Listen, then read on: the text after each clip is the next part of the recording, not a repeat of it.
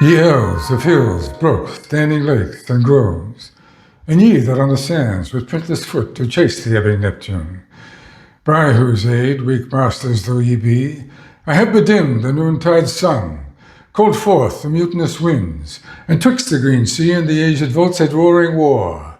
To the dread rattling thunder have I given fire, and rifted Jove's stout oak with his own bolt.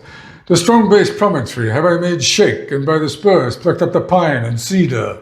Graves at my command have waked their sleepers, oped and let them forth by my so potent art.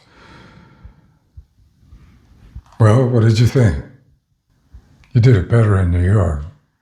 A certain person was alive then. I did everything better before she died. You also missed half a dozen lines. I didn't miss them. I cut them out. Shakespeare needed a better editor. But Neptune, the sea, I like the part about and do fly him when he comes back. Do chase the ebbing Neptune and do fly him when he comes back. What's that, body surfing? Your off-Broadway play, wouldn't you refuse a London premiere before you'd change a word? I would defend Shakespeare, too. It's not as if I did the speech in Centennial Park.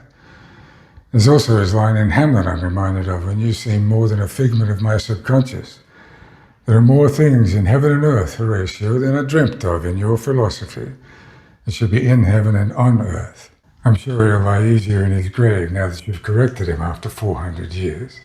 It's no wonder you were kicked out of drama school. Right over there, across the harbor. I could have stayed if I'd paid the fine.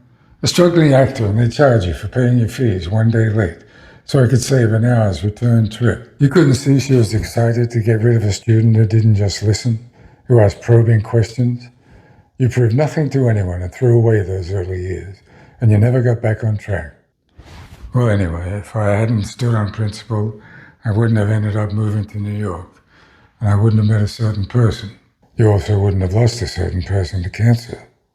I do sometimes wish I'd never known what I was missing, what life can be like with the love we had. You obviously need counseling for your grief. Do you remember she loved to quote that line from an old film? You don't have to be a horse to judge a horse show. I agreed to fighting a cancer through 4 centers and losing it. No one can understand this kind of grief without going through it. Don't you need to try? No, I just need my wife back. Were you there the day she said to her last doctor that she couldn't die? Because if she did, I'd never forgive myself for not having done enough to save her. And that she couldn't do that to you. Thinking of you first, even when facing losing decades of life.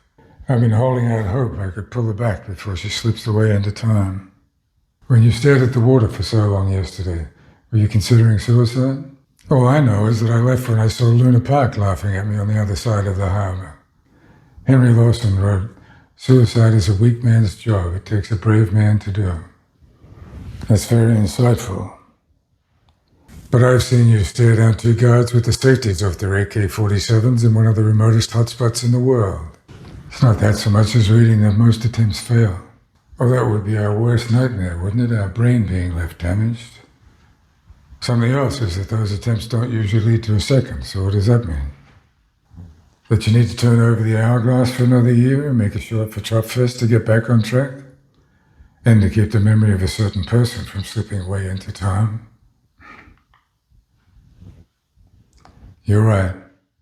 She made me laugh one day when she said, "The human body isn't ready for the market yet." It's time for me to try to keep everyone else from having to go through this horse show.